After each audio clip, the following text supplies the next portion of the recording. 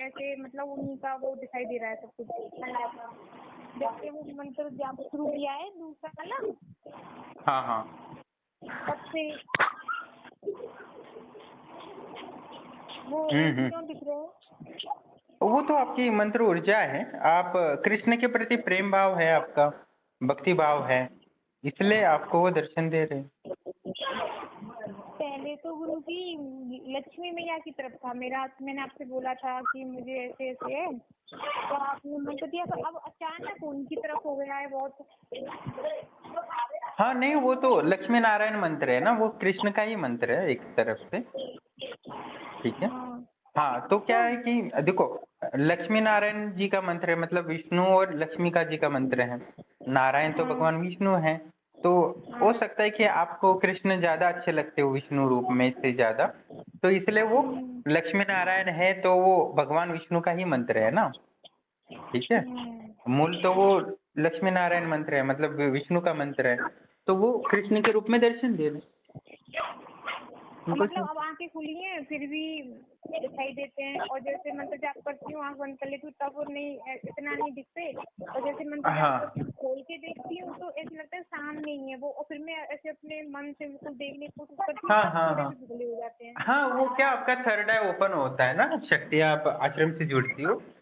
ये तो हर व्यक्ति के साथ होता है कि खुली आंखों से देवी देवताएं दिखते हैं। कुछ लोगों तो आवाजें भी सुनाई देती है आश्रम से जब करते समय, सोते समय। ठीक है। हाँ अभी इसमें भी कोई संशय मतलब नहीं। मेरे सामने ऐसी प्रतिमा बना हुआ है जैसे हाँ हाँ बिहारी जी हाँ, है ना। जब हाँ बिल्कुल वो दिखता रहता है ना, तो हमें देखते रहना है उसको। ठीक है, समझो घर का कोई काम नहीं है तो शांति से बैठ के खुली आंखों से भी देखते हो तो भी चलता है, ऐसा बंद करने की जरूरत नहीं है। खुली आंखों से दिख रहे हैं तो अभी भी उनको, दिख रहे हैं। हाँ तो उनको देखते रहना है, क्योंकि बहुत सारे साधकों को ऐसे दिख रहा है, क्योंकि मैंने आश्रम की शक्तियों को स्थापित किया है, तो वो लोगों को दर्शन देती है, और आपको ऐसा दिख रहा है तो वो वहाँ आई होती है, तो उनको देखते रहना है। ठीक है, और मंत्र जब करते रहना है देखते हुए, तो वो क्या और प्रसन्न होते हैं, और आपको जो चाहिए वो मांगा करो तो वो आपको दे देंगे। आप छोटी से छोटी चीज मांग सकते हो, बड़ी से बड़ी चीज मांग सकते हो, इसमें कोई दिक्कत नहीं, बस आपको जो चाहिए वो मांगो, बाकी उन पे छोड़ दो, वो कार्य कर देता है। ठीक है। हाँ तो दिखते हैं तो आपकी अच्छी बात है, आपका मन बुद्धि वगैरह शुद्ध है, इसका मतलब है कि वो दिख रहे हैं। जिनके मन वगैरह शुद्ध है, किसी के प्रति कपट या द्वेष भाव नहीं रखते हैं, तो निश्चित ही वो आश्रम की शक्तियाँ उनको खुली आंखों से दर्शन दे रही है, और आगे भी देती रहेंगी, किसी को संशय। हाँ तो गुरु जी इतना पहले इतना नहीं था। हाँ अभी अभी अब सबको दिख रहा है। आप भी बढ़ गया है उनके लिए बहुत ज्यादा, और जैसे उनको देखो फोन में या में तो अब अचानक रोना आता है, पता नहीं क्यों, और कोई बात नहीं होती फिर भी उन्हें देख के। और ये तभी से हो रहा है जब से वो दूसरा वाला मंत्र जाप स्टार्ट करना मतलब शुरू किया है। और जन्माष्टमी में तो दिन में भी दिखे थे, सपने में दिखे थे वो सोते टाइम। हाँ गाय देखी थी। मतलब मैं डर रही हूँ गाय को ले जाते हुए, तो वो मतलब मैंने अपना बच्चा भेजा है, मतलब मेरा बेटा है जो सपनों में कि पूजा को कोई नहीं देखेगा, चुपके से जाना, तो उसने अचानक से कृष्ण भगवान का रूप ले लिया है, और फिर वो मतलब देख रहा है कि टेंशन मत लो निकल जाएंगी भैया ऐसे करके। तभी से दिख रहे हैं मुझे, साक्षात दिखते हैं जो बिहारी जी के हैं ना, ऐसा रूप दिखता है जैसे फोन में मैंने देखा है उनको, तो ऐसे दिखते हैं। तो मतलब कोई वैसी बात नहीं है कि मुझसे कुछ चाह रहे हैं या कुछ नहीं, जब दिख जाए, हाँ तब दिख जाए प्रणाम करना है, और मंत्र जब करते हो खाली आप कोई काम नहीं है घर का तो बैठ जाना है सोफे पे जहाँ बैठती हो, वही बैठ के उनको देखते रहना है और मंत्र जब करना है, और उनको समर्पित करके जो चाहिए वो मांग लेना।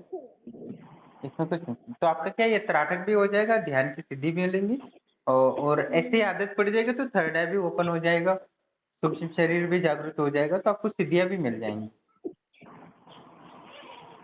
गुरुजी सिद्धियां का क्या करना है? वो ये कि सिद्धियों का क्या करना है मैं बताता हूँ। सिद्धियां दुखों का नाश करती है अपने परिवार की। ठीक है। हाँ तो हो जाने कितने शत्रु होते हैं हमारे, रिश्तेदारी कभी कभी शत्रु बन जाते हैं, तब कौन मदद करेगा? सिद्धियां तो मदद करेंगे। अच्छा तो इसमें कोई वही टेंशन सब सब कुछ हो रहा है, मतलब मैं जैसे बोलती हूँ सब कुछ हो जाता है, और कुछ कुछ काम तो रिसेंटली हो जाते हैं, जैसे मेरे कहीं दर्द हो रहा है तो मैं बोलती हूँ ब्रह्मास्त्र से ये दर्द ठीक हो जाता है, तो कुछ हाँ हाँ, टाइम में दर्द नहीं हो तो जाता है। 100% ठीक होता है, क्योंकि मेन तो समझ दुनिया का सबसे दुख यही होता है ना, शरीर की पीड़ा। तो शरीर का दुख हो तो सब खत्म हो जाता है एकदम से, या और जैसे बीमारी, मैं मंत्र जाप रोग। करने के लिए बैठती हूँ और हम्म ऐसे नहीं बैठा जाता है फिर से, तो मैं बोलूंगी कि हे ब्रह्मास्त्र किसी से मतलब मंत्र जाप करना है मुझे, इन्हें बंद करो दर्द वर्द को, हम्म। तो खत्म, इतने में ही खत्म दर्द बंद सब, और मैं कंटिन्यू नहीं नहीं, मंत्र जाप उन्होंने करती कितनी हूँ। तो बीमारी आपकी ठीक की होंगी, इसमें कोई संशय नहीं। हाँ गुरुजी की तो आप है देखा होगा तो 4 महीने पहले जो आपको शरीर की तकलीफें होंगी, तो पेट हाँ की, सांस की वगैरह सब खत्म की होंगी। सब, हाँ सब ठीक ही है, और वो अपने मुंह से बोल रहे थे 4-5 दिन पहले, हाँ तो हाँ। जैसे मैंने आपसे बात की थी तो हम्म कैसे मतलब इनके पैर को देख के दुख होता है, मैंने आपको बताया था, तो आपने बोला था अगर मतलब ब्रह्मास्त्र की शक्तियों को मैं बोलूं कि इनका पैर मतलब ये महसूस नहीं हो कि पैर नहीं है इनका, तो हम्म मैंने ऐसे ही बोला था उनसे, तो कल मतलब 2-3 दिन पहले खुद बोल रहे थे मुझे लगता ही नहीं है मेरा पैर कट गया है, हम्म ऐसे हम्म मतलब उन्होंने कह रहे मुझे नहीं लगता, मैं जैसे चलता हूँ वैसे चल रहा हूँ, सब काम कर रहा हूँ, बाइक चला रहे हैं, कार चला हम्म रहे हैं, खुद चल रहे हैं, तो पैर थोड़ा धोखा दे गया है, ऐसे ही पता नहीं भगवान ने कौन से जन्म का ये दिया है, हम्म। ऐसा लगता है कभी कभी पता नहीं क्या, वैसे मैंने अपने मतलब जितना मुझे ध्यान है खुद दुख पा लिया होगा, लेकिन किसी को दिया नहीं होगा, पता नहीं कौन से जन्म के कर्म थे कि ये सब वो होता है ना, ये क्या सब। होता है, क्या क्या पुरुषों में गाली देने की आदत होती है ना। बहुत है इनमें तो बहुत ज्यादा। हाँ, तो वो क्या, उन्होंने गाली वगैरह किसी को दी होगी तो बददुआएं लग गई है, ऐसा है। तो अरे बस ये। गुरुजी इनमें सब है, कोई अच्छे नहीं है, कुत्ताएं उन्हें उनकी ईंट मार दी उनके लग गई, और हम्म, मैं तो इन्हें ये मुझसे तो बोलते हैं तो अभी पागल है। समझो कि कुत्ते को भी मारे तो वो बददुआएं नहीं देगा क्या? हाँ, और ये तो तो कभी कभी ये ऐसे ही इंसान है, इनके मतलब हाँ, तो अलग ही। एक आप एक चींटी को भी मार देते हो ना, तो वो भी बददुआएं देता है, तो वो लगता है, ऐसा है। घर का कॉकरोच में मारते हो तो भी बददुआएं लगती है, ये ना सोचो कि कुछ हाँ, नहीं होता, ऐसा है। अपने बच्चे को तो होता मैं है, यही अपने सर पे कहूंगी। होता है, कभी इफेक्ट होता है, कभी नहीं होता। वो तो व्यक्ति के पुण्य पर निर्भर है, पर हर चीज का इफेक्ट होता बच्चे को तो मैं यही सिखा रही हूँ गुरुजी, और पता नहीं उसके कर्म। प्रणाम दोस्तों, जैसे कि आप ऑडियो सुन रहे थे और साधिका को भगवान कृष्ण के दर्शन होते खुली आंखों से, और जो भी नियमित रूप से जप करता है, भोग लगाता है आश्रम की शक्तियों को, तो आश्रम की शक्तियाँ सपनों में तो मार्गदर्शन करती है, और खुली आंखों से भी आपको दिखने लगती है। जब आपको खुली आंख से एहसास हो, महसूस हो कि खुली आंख से मुझे भगवान, या आप जो भी जप कर रहे हो, तो साधिका लक्ष्मी नारायण का कर रही है तो कृष्ण या विष्णु के रूप में दर्शन देंगे।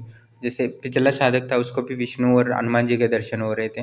तो खुली आंखों से आपको दर्शन हो रहे तो उनको देखते रहना है। थोड़ा काम बाजू में रखे, उसको देख, जब दिखे तो समझ लेना कि शक्तियाँ आई हैं, और सब काम छोड़ के थोड़ा 5-10 मिनट के लिए ही दिखते हैं वो, ऐसा नहीं कि 1-1 घंटा दिखने लगे। दिखे तो सोफे पे बैठ जाओ, जहाँ अच्छी स्वच्छ जगह है वहाँ बैठ के उनको खुली आंखों से ही एकटक तराटक करते रहो, मतलब देखते रहो एकटक, और मंत्र जब उनको समर्पित करो, या तो भोग वगैरह भी लगा सकते हो। तो इससे क्या होगा, शक्तियों से संपर्क करने या उनसे कनेक्टिविटी या उनसे भावनात्मक जुड़ने की मदद मिलेगी। इस वजह से आपको शक्ति से एक कनेक्शन बन गया है एक बार, तो वो हर समय आपको मदद करेंगे। जब भी आपको शक्तियाँ खुली आंखों से दिखने लगे तो तुरंत ही उनको त्राटक करके ध्यान करते हुए खुली आंखों से देखते रहिए, जिससे कि आपका और उनका कनेक्शन हो जाए और वो मानसिक रूप से आपसे जुड़ने लगे। आप जुड़ेंगे तो इससे क्या होगा कि अब धीरे धीरे धीरे उनकी आवाज़ को भी आप सुन पाओगे। जैसे बहुत सारे साधक हैं, शक्तियों की आवाज़ें सुनने लगते हैं, उनको बहुत सारी बातें बताती है विचारों के माध्यम से, आवाज़ों के माध्यम। ये ज़रूरी नहीं कि आवाज़ ही आए, महसूस हो, आपको लगे कोई विचार आ रहा हो। ऐसा बहुत कुछ होता है, मन में विचार कोई आता है, देवी देवता ऐसे कह रहे हो, और वो सत्य होता है। कितने ही मैंने अनुभव डाले, आप देख सकते हो। तो वैसे उस तरफ से आते हैं। अभी जिससे हर व्यक्ति का मन बुद्धि थोड़ा अलग अलग होती है, भावनाएं अलग होती है, तो शक्तियाँ उसी रूप में संपर्क करती है। तो आवाज़ सुनने में कोई सक्षम है पूरी तरह, तो उसको आवाज़ ही डायरेक्ट सुनने में मिलते हैं। तो बहुत शक्तियाँ हर पल आपको मदद कर सकती है। और जब आप साधना करोगे हर पल में, आप बोलोगे कि कल खाना क्या बनाना है, तो भगवान बोल देंगे कल ये बना लेना, अच्छा रहेगा। तुम्हारे में आयरन की कमी है, तुम्हें सोडियम की ज़रूरत है, प्रोटीन की कमी है, तो ये खा लो, ये बोल देंगे। तो मतलब सही से मार्गदर्शन करेंगे, कहने का तात्पर्य ये है। तो हर चीज़ के छोटी से छोटी चीज़ के लिए भी मदद करती है आश्रम की शक्तियाँ।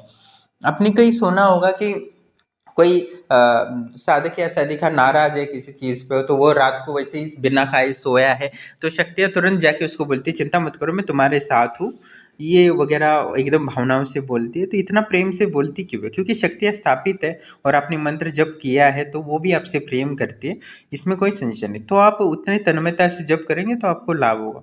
जैसे साधिका ने बहुत सारे छोटे छोटे कार्यों में मदद कर सकते, जैसे साधिका जी के जो पति थे, उनका खेत में कार्य करते हुए पैर कट गया था, बहुत ही दर्दनाक हादसा था, पर उसके बाद वो आश्रम से जुड़ी तो उनका पैर अभी ठीक है वैसे तो।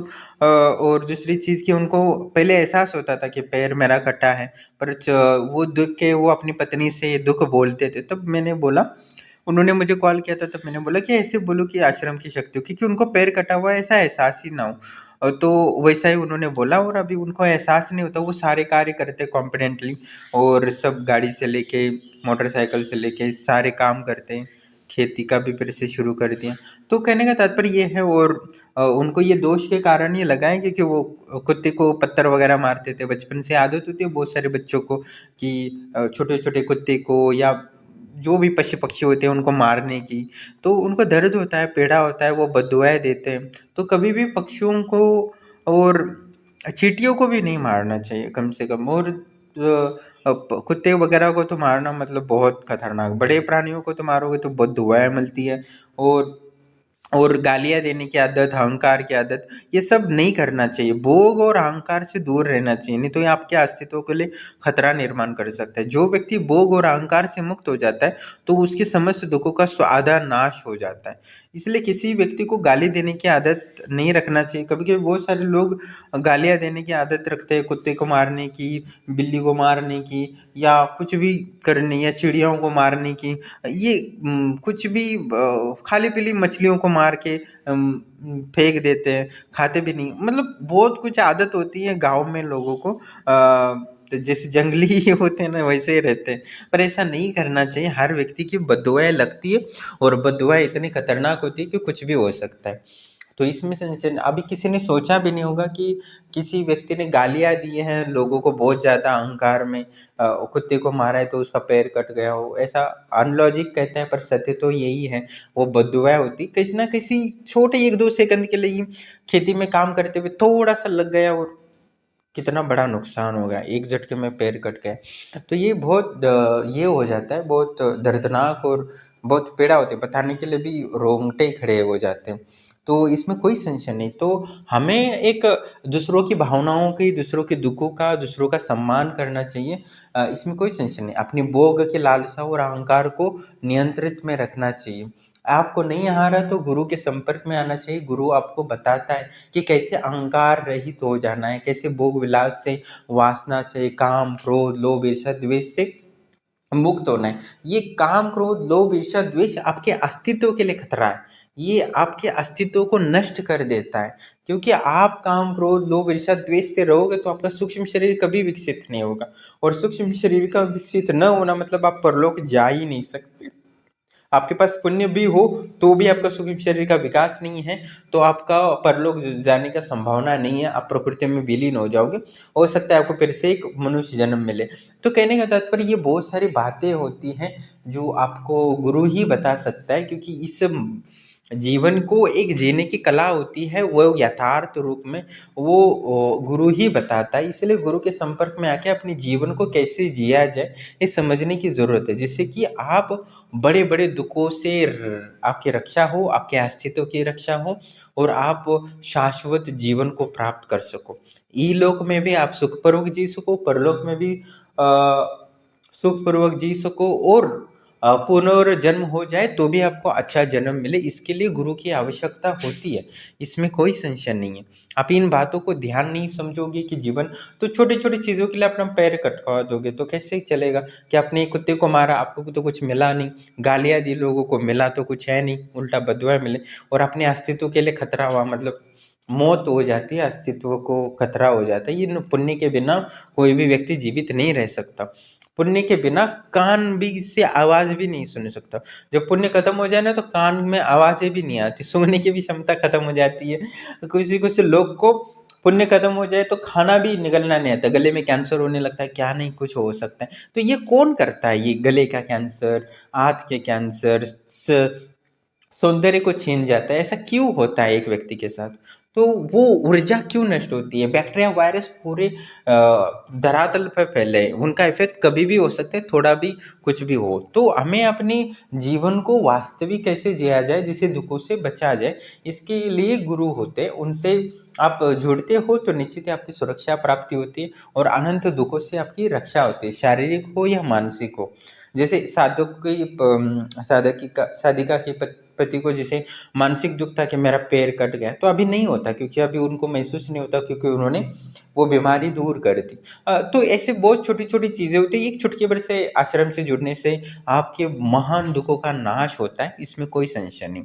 और आप साधना जब करते हो, सिर्फ 11 माला और भोग लगाते हो, तो इसमें आपको सिद्धियाँ भी मिलती है। जैसे साधिका को सिद्धियाँ भी मिल रही है, वो पूछ रही है सिद्धियाँ लेके क्या करूँ। सिद्धियाँ तो जीवन का शाश्वत है, शाश्वत जीवन की ओर बढ़ना है, अनंत सिद्धियाँ और अनंत संपत्तियाँ प्राप्त करना है, जिसे हमें पुत्रों को दे सके। समझो ये साधिका ने सिद्धियाँ प्राप्त कर ली, तो ये सिद्धियाँ अपने बेटे को दे सकती है ना, इसमें कोई संशय नहीं। बेटे को सिद्धियाँ ट्रांसफर की जा सकती है, तो बेटे की सुरक्षा हो सकती है, बेटा बुद्धिमान बन सकता है, इंटेलिजेंट बन सकता है, समाज के लिए कुछ कर सकता है, राष्ट्र के लिए कुछ कर सकता है। जाना तो सबको होता है, पर एक अच्छा कार्य कर सकते हैं, इसमें कोई संशय नहीं। इसलिए संपत्ति और सिद्धियाँ प्राप्त करो, खुद के भोग के लिए नहीं, खुद के अहंकार के लिए नहीं, अपनी आगे पीढ़ी के लिए, आगे की पीढ़ी के लिए संपत्ति और सिद्धियाँ प्राप्त करने का इच्छा रखो। क्योंकि आपको भोग और अहंकार के लिए सिद्धियाँ प्राप्त करने की इच्छा रखो तो सिद्धि आपको नहीं मिलेंगी। हाँ, पर अगली पीढ़ी के लिए सिद्धि और संपत्ति इकट्ठा करने की कोशिश करो तो निश्चित ही आपके बेटे को दोगे, तो आपका बेटा बुद्धिमान होगा, वासना में लिप्त नहीं होगा, किसी का बलात्कारी नहीं होगा, मर्डर नहीं करेगा। बहुत सारे ऐसे माता पिता होते बहुत अच्छे होते, पर उनके बच्चे इतना वासना में लिप्त हो जाते हैं कि बलात्कारी बन जाते हैं। बहुत कुछ होता है बस छोटी सी गलती से कारण, तो उनको कभी पता भी नहीं चलता कि बेटा ऐसा कर सकता है। एकदम एक अचानक पुलिस आती है, पकड़ के लेके जाती है, ऐसा कई बार होता है। और बहुत सारे लोग ऐसे फंस जाते हैं। बहुत सारे मुझे कॉल भी आते हैं कि अभी जेल में है मेरा बेटा, ऐसे कैसे हो गया, मैंने हमेशा उसको संस्कार दी। तो इसलिए आपको अपनी शक्तियों से जुड़ोगे तो आपके बेटे को वो संस्कारित करते हैं, सही दिशा देते हैं, बिजनेस कैसे करना है, स्कूल में कैसे टॉप आना है, वो सारी चीज़ों में वो मदद करते हैं। तो आप कितना करोड़ों रुपए खर्च करोगे, वो जो आपको नहीं मिलता बस ये 11 माला से मिल सकता है, इसमें संशय नहीं। अनंत लाभ होने की संभावना है जो आप आश्रम से जोड़ते हो। जो फीस होती है वो उससे भी कई करोड़ों गुना लोगों को लाभ होता है। जो आश्रम से वन टाइम शुल्क होता है जुड़ने का, एडमिशन का शुल्क, वो उससे कई ज़्यादा लोगों को लाभ होता है, इसमें कोई संशय नहीं। और मैं कई ज़्यादा उनसे उतनी प्रेम से और भावनाओं से सम्मान करते हूँ, उनसे बात करता हूँ जो कोई और नहीं करता। एक व्यक्ति उतना जीवन में आजीवन इतने कम पैसे में जोड़ता हूँ जितना कोई आपको दे नहीं सकता, इसमें कुछ नहीं। पर हाँ, ये है कि आप आश्रम से जुड़ते हो तो आपको संपत्ति और सिद्धियों का लाभ होगा, इसमें कोई संशय नहीं। और व्यक्ति की और नहीं, पूरे मानवता की और समाज के दुखों का नाश हो सकता है। पूरे मानवता को दुखों का नाश करना है तो हमें अनंत सिद्धि और अनंत संपत्ति का आप वो निर्माण करने की ज़रूरत है और आगे पीढ़ी को ये समर्पित करना है। अपने अहंकार के लिए और भोग के लिए कदापि संपत्ति और सिद्धियों का उपयोग नहीं करना है, क्योंकि मानवता के संसाधन की उन्नति संपत्ति और सिद्धि पर निर्भर है मानवता की, इसमें कोई संशय नहीं। आप किसी भी तर्क के दृष्टि से इसका विश्लेषण कर सकते हैं, आपको यही मानवता का कल्याण इसी में दिखेगा। अनंत ज्ञान और अनंत ऊर्जाओं का इकट्ठा करना है और शाश्वत जीवन का विकसित करने के लिए हमें अनंत संपत्ति और अनंत सिद्धियों की ज़रूरत है, इसमें संशय नहीं है। और निकोला टेस्ला भी, जो उनके जो फादर थे वो पादरी थे और उनको निकोला टेस्ला के एक पादरी बनाना चाहते, तो उन्होंने देवी ऊर्जा से उसको बुद्धिमान बनाया था, एक अच्छा पादरी बना सके निकोला टेस्ला को। पर उन्होंने जो शक्तियाँ ऊर्जाएं दी, त्रिकालदर्शी की सिद्धियाँ दी, वही उनको विज्ञान की ओर आकर्षित हुए और उन्होंने इतनी खोजें की जितनी उनको ध्यान में ही सारे प्रयोग वगैरह करके वो उसको विश्लेषण कर देते थे और बाद में डायरेक्ट प्रैक्टिकल कर देते थे और डायरेक्ट उनका नया शोध कर देते थे। इतनी जल्दी जल्दी करते, उनका पेटेंट करने के लिए भी समय नहीं मिलता था और इतने पेटेंट उनके नाम पर हैं। उनके द्वारा कितने ही वैज्ञानिकों ने अपने नाम पर करके बहुत सारा पैसा छापा है, कमाया है। तो उन्होंने तो फ्री एनर्जी का भी फ्रिक्वेंसी और एनर्जी इसके बारे में विस्तार से बताया, जो हमारे उपनिषदों में और शास्त्रों में लिखा है, इसमें कोई संशय नहीं है। तंत्र शास्त्र में टाटा क्वांटम एंटेंगलमेंट से लेके डबल स्लिट थ्योरी से लेके सब थ्योरी, फिजिक्स, केमिस्ट्री जो भी है वो सब उस संबंध में विस्तार से बताया है, क्वांटम थ्योरी से लेकर। तो कहने का तात्पर्य है कि हमें बहुत कुछ जान सकते हैं इन सिद्धियों और संपत्ति। इसलिए आप ज़्यादा ना सोचते हुए संपत्ति और सिद्धियों को निर्माण करने का जीवन का लक्ष्य बनाओ और आगे की पीढ़ी के लिए, ना कि भोग ना अहंकार के लिए।